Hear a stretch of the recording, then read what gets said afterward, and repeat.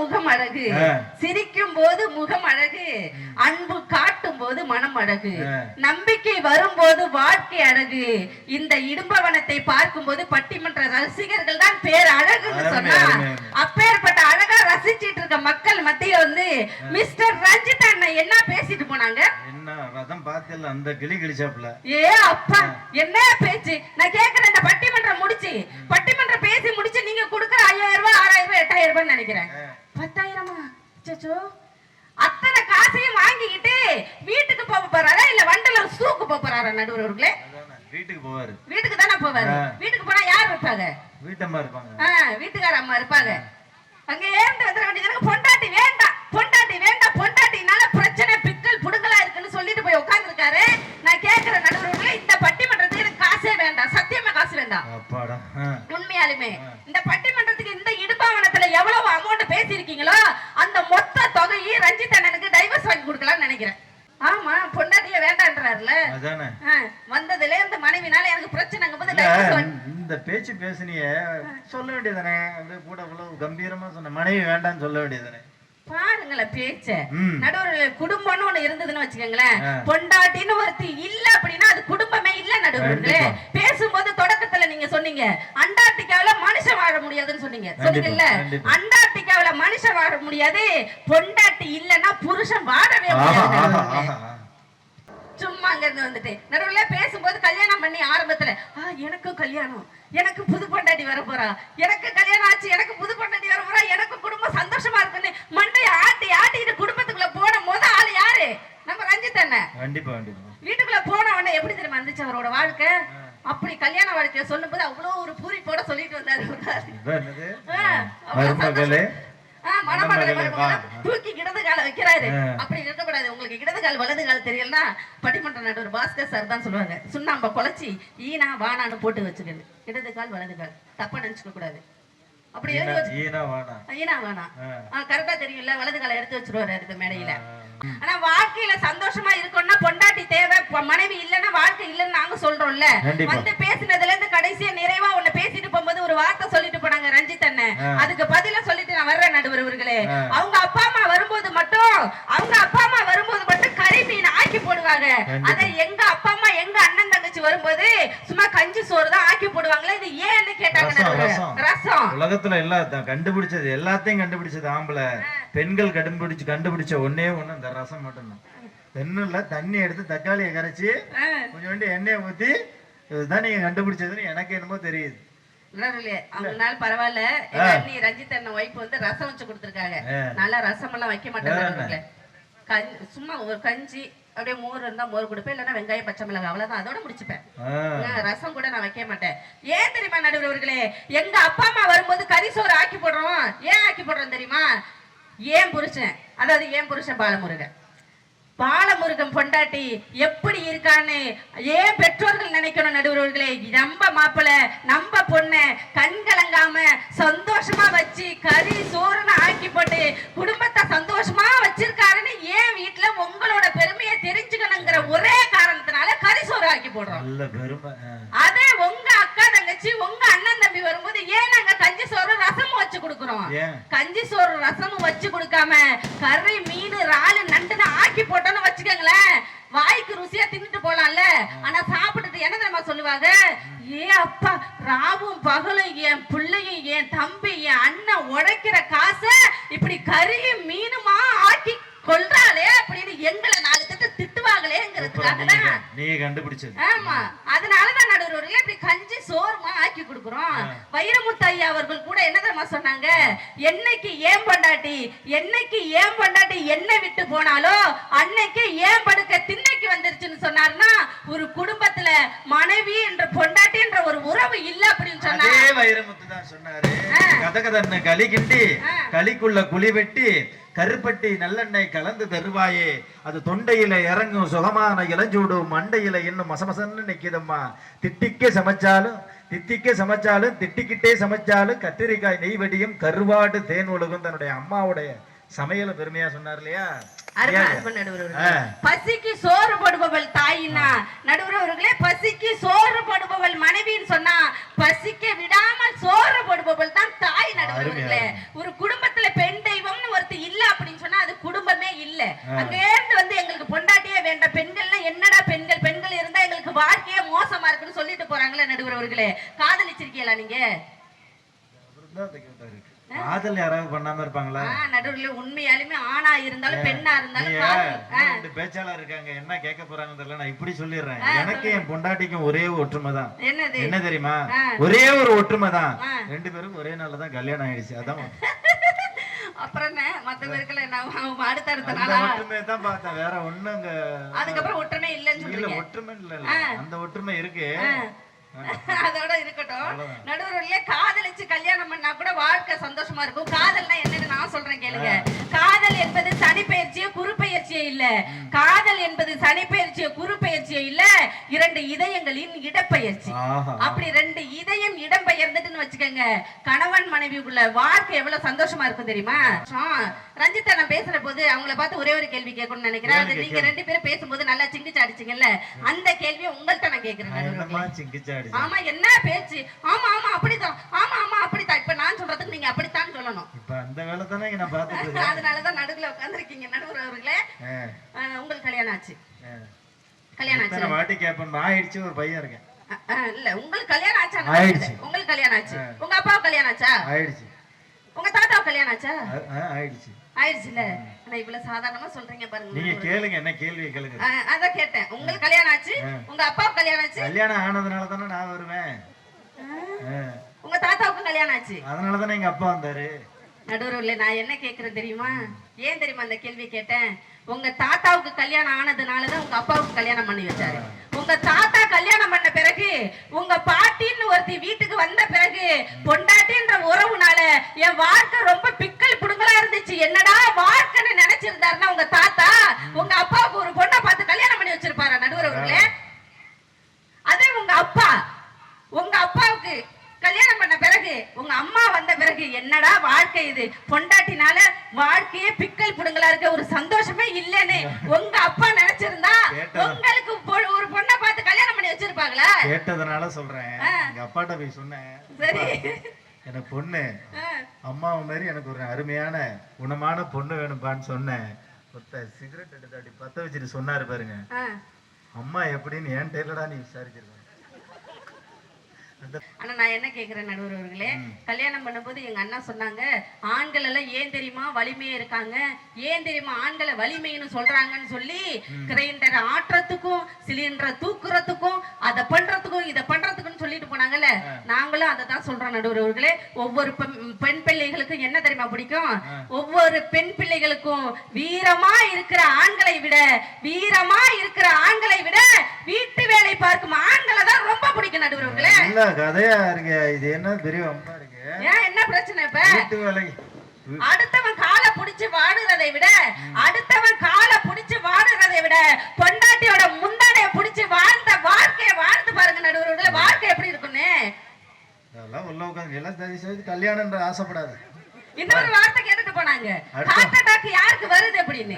Heart attack யாருக்கு வருதுன்னு கேட்டாங்க. ஆனா செந்தில் சாருக்கு தெரிஞ்சு சிரிச்சாருல்ல. ஆனா நான் சொல்றேன் நடுவர்களே, ஹார்ட் அட்டாக் யாருக்கு தெரியுமா அதிகமா வரும்? ஆண்களுக்கு தான் வரும். ஏன் தெரியுமா? பெண்களுக்கு ஹார்ட் இல்லையான்னு கேட்டுறாதீங்க, அதெல்லாம் கிடையாது. ஆண்களுக்கு ஏன் தெரியுமா ஹார்ட் அட்டாக் வருது, பெண்களுக்கு ஏன் தெரியுமா அதிகமா ஹார்ட் அட்டாக் வர்றது இல்ல? எங்களுடைய ஹார்ட்ல, எங்களுடைய இதயத்துல, எங்க அம்மா எங்க அப்பா எங்க அண்ணன் தங்கச்சி, ஏன் புருஷன் ஏன் மாமனார் ஏன் மாமியார் அப்படின்னு ஒரு கூட்டு குடும்பத்துக்குள்ள இருக்கக்கூடிய சொந்த பந்தங்கள் மட்டும்தான் எங்களுடைய இதயத்துல நிரம்பி இருக்கும். ஆண்களுடைய இதயத்துல உங்களுடைய இதயத்துல 5வது படிக்கும் போது பாக்குற பொண்ணு, 7வது படிக்கும் போது பாக்குற பொண்ணு, 10வது படிக்கும் போது பாக்குற பொண்ணு, பக்கத்து வீட்டு பொண்ணு, அக்கம் பக்கத்து வீட்டு பொண்ணு, கொழுந்தியா வரைக்கும் அந்த ஹார்ட்ல இருந்தா அந்த ஹார்ட் வெடிக்குமா வெடிக்காதான்னு கேக்குறேன். அவருக்கு 30 வயசுல வெடிச்சு விட்டு நான் என்ன பண்றது? ரொம்ப அதிகமா சுமந்துட்டாரு, அவ்வளவு சுமந்துட்டாரு நடுவர்களே. இன்னொரு இந்த தலைப்பு கொடுத்ததுனால நான் ஒரே ஒரு கேள்வியை கேட்கிறேன். சரியா இருந்தா பெண்கள், எங்க அம்மா எங்க அக்கா எல்லாரும் உட்கார்ந்துருக்காங்க, அவங்களை நம்பி இந்த கேள்வியை கேட்கிறேன் நடுவர்களே. கை தட்டி என்னை காப்பாத்தி விட்டுருக்கேன் இந்த இடுபவனத்துல. நடுவர்களே, ஆண்கள் தைரியசாலியா பெண்கள் தைரியசாலியா? அங்க கேட்போமே. இல்ல நீங்க சொல்லுங்களேன். ஆண்கள் தைரியசாலின்றவங்க எல்லாம் அப்படியே நல்லா பலமா கை தட்டுங்கண்ணே. கைகளை தட்டிய 13 பேர் நன்றி. பெண்கள் தான் தைரியசாலி நான் சொல்ற கை தட்டி காப்பாத்தி விடுங்கக்கா. இப்ப என்னங்க பாப்போம், என்னவே முடியாது நடுவர்களே. 52, 62, 102 இப்படி கை தட்டுறாங்க. ஏன் தெரியுமா பெண்கள் தைரியசாலின்னு சொல்றேன் நடுவர்களே? எங்களை பொண்ணு பார்க்க வரும்போது எத்தனை பேரோட வர்றீங்க? உங்களை பொண்ணு பார்க்க வரும்போது ஒரு 6-7 பேரோட வரும். 6-7 பேரோட வர்றீங்க. அதே நிச்சயத்துக்கு எத்தனை பேர் வர்றீங்க? நிச்சயத்துக்கு பாத்தீங்கன்னாக்கா ஒரு 40. ஐ சூப்பரா இருக்கே. ரஞ்சித்தோட கைப்பட்டா தகரமும் தங்கமாகும் தவளையும் சிங்கமாகும். சரி, பொண்ணு பார்க்க வரும்போது 5-6 பேரோட வர்றீங்க. நிச்சயத்துக்கு எத்தனை பேர் வர்றீங்க? 40-50 பேரோட. 40-50 பேரோட வர்றீங்க. கல்யாணத்துக்கு பத்திரிக்கை அடிச்சு கல்யாணத்துக்கு எத்தனை பேரை கூப்பிடுறீங்க? 400 அல்லது 500. ஒரு 400-500 பேரை கூப்பிடுறீங்க. பரவாயில்ல, பெரிய குடும்ப நடுவர்களே. நான் என்ன கேக்குறேன், நிச்சயம் பொண்ணு பார்க்க வரும்போது ஒரு 5-6 பேரோட வந்து பாக்குறீங்க. நிச்சயத்துக்கு ஒரு 50-60 பேரோட வச்சு நிச்சயம் பண்றீங்க.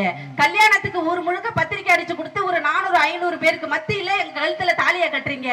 500-600 பேருக்கு மத்தியில தாலியை கட்டி நாங்க கல்யாணம் பண்ணிக்கிட்டு வந்து உங்க வீட்டுக்கு எங்க வலது காலை எடுத்து வச்சு நாங்க வீட்டுக்குள்ள வரும்போது சிங்களா நாங்க பெண்கள் ஒருத்தர் தானங்க உங்க வீட்டுக்குள்ள வர்றோம். இப்ப யாரு தைரியசாலி?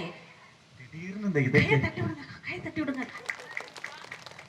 தனியா வந்து அந்த 7 பேர் போனாம பாருங்க, அவனை தூக்கி அந்தாண்ட புதைச்சு விட்டு இந்த 40-50 பேர் போனாம பாருங்க, அவனை தூக்கி ஏதோ ஒரு சுடுகாட்டுல அந்தாண்ட விரட்டி விட்டுவிட்டு இந்த 400-500 பேர் போனாம பாருங்க, கல்யாணத்துல ஏதோ ஒரு பக்கத்துல விஷத்தை வச்சுட்டு தனியா வந்து இந்த குடும்பம் வந்து நல்லா இருக்கிற குடும்பத்தை அப்படியே பிரிச்சு அவர் சொன்ன மாதிரி மேலத்தரு கீழத்தரு நடுத்தரு இன்னைக்கு முதியோர் இல்லைன்னு ஒண்ணு வந்துச்சு. அதெல்லாம் பெண்கள் அது எங்க நாளன்னு சொல்றீங்க. நான் என்ன கேக்குறேன், பொதுவாவே பட்டிமன்றமா இருக்கட்டும், வெளியிலயா இருக்கட்டும், சமூகமா இருக்கட்டும், இந்த பெண்கள் வந்த பிறகுதான் இந்த ஆதரவற்றோர் இல்லமும் இந்த முதியோர் இல்லமும் வந்ததுன்னு நிறைய ஆண்கள் சொல்றீங்களே. நான் என்ன கேக்குறேன், பெண்கள் நாங்க உங்க அம்மா அப்பாவை கொண்டுட்டு போய் அநாத இல்லத்திலையும் ஆதரவற்ற இல்லத்திலையும் வைங்க அப்படின்னு நாங்க சொல்லும் போது உங்களை 10 மாசம் சுமந்து பெத்தெடுத்து இதுதான் படிக்கணும், இன்னது வளர்க்கணும், இப்படிதான் ஆளாக்கணும், இன்ன வேலைக்கு அனுப்பி வைக்கணும், ஒரு நல்ல பொண்ணை பார்த்து கல்யாணம் பண்ணி வைக்கணும்னு உங்களுக்கு கல்யாண வாழ்க்கையை முடிச்சு கொடுத்து உங்களை கண்கலங்காம பாக்குற அந்த 10 மாசம் சுமந்து பெத்தெடுத்த தாயை நாங்க யாருன்னே தெரியாம நாங்க சொல்ற ஒரு வார்த்தைக்காக கொண்டு போய் ஏங்க அநாத இல்லத்துல வைக்கிறீங்கன்னு நான் கேக்குறேன் நடுவர்களே. எங்க பொழப்பு தப்பா டான்ஸ் அப்படி கிடையாது நடுவர்களே. இந்த 2026ல ஆண்களால முதியோர் இல்லத்துல இருக்காங்களா, பெண்களால முதியோர் இல்லத்துல இருக்காங்க, சற்று நீங்க யோசிச்சு பாருங்க நடுவர்களே. ஆண்கள் ஒரு குடும்பத்துல 4-5 ஆம்பளை பிள்ளைகள் பெத்தவங்க கூட அம்மா அப்பா எவன் சோறு போடுவான்னு ஏங்கிக்கிட்டு இருக்கிற இந்த காலத்துல ஒரே ஒரு ஒத்த பொம்பளை பிள்ளை இருந்ததுன்னா அந்த அம்மாவும் அந்த அப்பாவும் மகாராணி மகாராஜாவாக வாழ்றாங்கன்னு சொன்னா அதுதான் நடுவர்களே பெண் பிள்ளைகளை பெத்தவங்களுக்கு கிடைத்த பரிசு. ஆதரவற்றோர் இல்லத்தில் அனைத்துமே கிடைக்கிறது. ஒரு அம்மா ஏங்குறாங்க நடுவர்களே, இன்னைக்கு ஆதரவற்றோர் இல்லத்தில் அனைத்துமே கிடைக்கிறது. ஆனாலும் மகனே, உன்னை ஒரு முறை பார்ப்பதற்கு என் இதயம் துடிக்கிறது, ஒரு முறையாவது வந்துவிட்டு போ என் மரணத்திற்குள் அப்படின்னு ஒரு அம்மாவின் மனம் ஏங்குகிறதுன்னு சொன்னா அந்த நிலைமைக்கு கொண்டு போய் வைக்கிறது நீங்க நடுவர்களே, நாங்க கிடையாது. அப்படி நாங்க கொண்டு போய் வைக்கிறதே இல்ல நடுவர்களே. கோடி பணம் கொடுத்தாலும் நம்ம கையில நம்ம நினைக்கிறத நம்ம விரும்புறத நம்ம பிள்ளைங்க கேட்கறத அத்தனையும் வாங்கி கொடுக்க காசு பணம் தேவை. ஆனா எவ்வளவு காசு பணம் இருந்தாலும் பெத்த தாய் தந்தைய வாங்க முடியாதுன்னு ஒரு தெம்மாங்க கவிஞன் கொண்டு வந்து வச்சான்னா ஆசைப்பட்ட எல்லாத்தையும் காசு இருந்தா வாங்கலாம். இப்படி எல்லாம் சந்தோஷமா இருக்கு நடுவர்களே. குடும்பத்துல பெண்கள் இருந்தா மட்டும் தான் சந்தோஷமா இருக்கு நடுவர்களே. எனக்கு கல்யாணம் ஆகி 6 வருஷம் ஆச்சு. நிறைவா சொல்லி வந்தாரு நடுவர்களே. எனக்கு கல்யாணம் ஆகி 6 வருஷம் ஆச்சு நடுவர்களே. எனக்கும் என் புருஷனுக்கு இன்ன வரைக்கும் சண்டை வந்ததே கிடையாது. ஆமா நடுவர்களே. ஒரு குடும்பத்துல பெண் பிள்ளைகள் இருந்தா இப்படித்தான் இருக்குன்னு நான் சொல்லி கொடுக்குறேன் பாருங்க. கணவன் மனைவிக்குள்ள சண்டை வரவே வராது. ஆனா ஒரு நாள் எனக்கும் என் புருஷனுக்கு சண்டை வந்துருச்சு. ஒரே ஒரு நாள் வந்துச்சு. ஒரே ஒரு நாள் சண்டை வந்துருச்சு. எல்லாரும் நல்லா கைதுல ஒரு நாள் தான் சண்டை வந்திருக்கா. ஆமா, அன்னைக்கு பட்டிமன்றம் இல்லாம வீட்ல இருந்தா அதனால சண்டை வந்துருச்சு. 2 பேரும் என்ன புத்தூர்ல இருந்து வந்திருக்கோம். சண்டை வந்துருச்சு நடுவர்களே. நான் அவர் அடிக்க அவரை நான் அடிக்க, நான் அவர் அடிக்க அவரை நான் அடிக்க, நான் அவர் அடிக்க அவரை நான் அடிக்க, அப்படி சண்டை பயங்கர சண்டை. சண்டை பயங்கர சண்டை. இருந்தாலும் நடுவர்களே சண்டை போடும்போது என் மாமியார் வந்து என்ன தெரியுமா கேட்பாங்க? என் மாமியார் வந்து என்ன தெரியுமா, ஏன்டி இப்படி சண்டை போடுற, உன்னை ராணி மாதிரி தானடி வச்சிருக்கா, ஏன்டி இப்படி சண்டை போடுறான்னு என் மாமியார் கேட்பாங்க. நான் திரும்ப ஒரே வார்த்தை தான் சொல்லுவேன் பாருங்க நடுவர்களே, ராணிய வச்சுக்கிட்டதுனாலதான் இந்த சண்டையே அப்படின்னு நான் சொல்லுவேன் நடுவர்களே.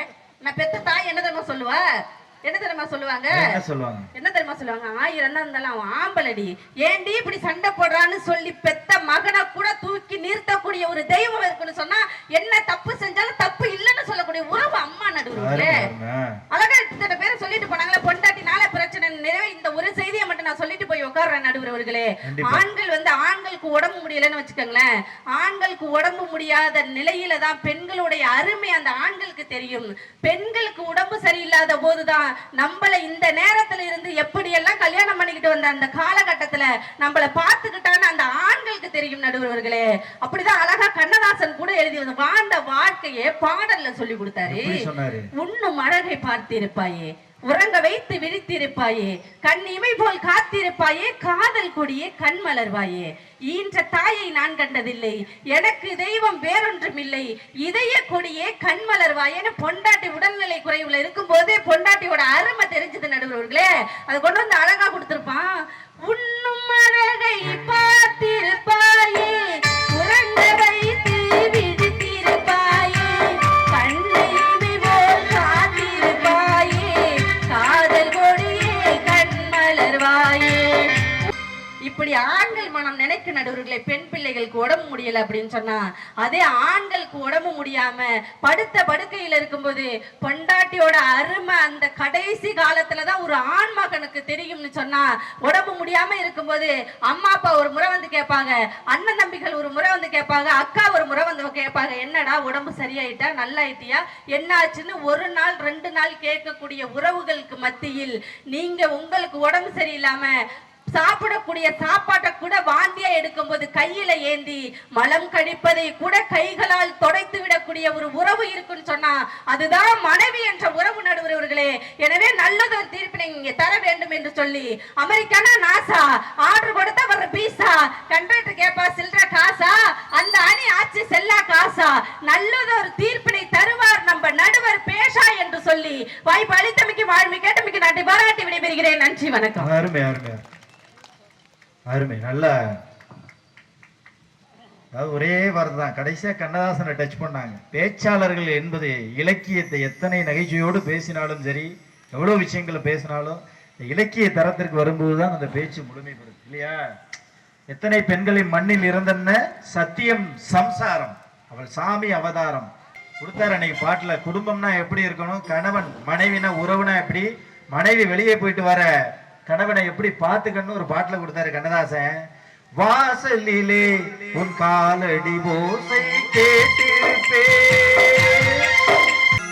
என் மனைவி என் மக்கள் என் பேனா என் வீடு என்று ஒரு நாளும் எழுதியதில்லை, ஆனாலும் என என்று ஆள வந்த சீமாட்டி, பொன்னழகி இளையனினும் பொங்கி வரும் குணத்தழகு, தாளையாம் பூமுடித்து தடம் பார்த்து நடைநடைந்து வாழை இலை போல என் வாசலுக்கு வந்த மயில், செவிகள் பழுதானாலும் என் சேவை சிறப்பால், என் கவிகள் பழுதாகாமல் காத்து வந்த ராசாத்தி என்ற வட்டிக்கு வட்டிகள் வாங்கும் அந்த வட்டிகள் இருந்த செட்டிநாட்டு புலவன் கவியரசர் சாதாரண முத்தையாகவே இருந்த கவி கண்ணதாசனை கவியரசர் கண்ணதாசனாக மாற்றியது ஒரு பெண் என்றால் இந்த நாட்டில் பெண்களுடைய அந்த கொடை என்பது சாதாரணம் இல்லை என்று சொல்லி அருமையா நல்லா கைத்தட்டுங்க பார்ப்போம். இந்த 2 பேச்சாளரு சீக்கிரம் முடிச்சுட்டு தீர்ப்பு ஒரு 5 நிமிஷத்துல முடிப்பேன், எல்லாருமே அழகா வீட்டுக்கு போயிடலாம் இல்லையா? அதனால அதற்கெல்லாம் பதில் சொல்வதற்காக நிறைவு பேச்சாளர் வெள்ளாடை கலைவாணி வேட்டியிலே வருவது போல், வெள்ளாடை கலைவாணி வேட்டியிலே வருவது போல் நல்லோரின் மனங்களிலே நாவாடும் மணக்காடு செந்தில் இல்லையா? தள்ளாடும் மனங்களுக்கு மதையான இதோ வருகிறது.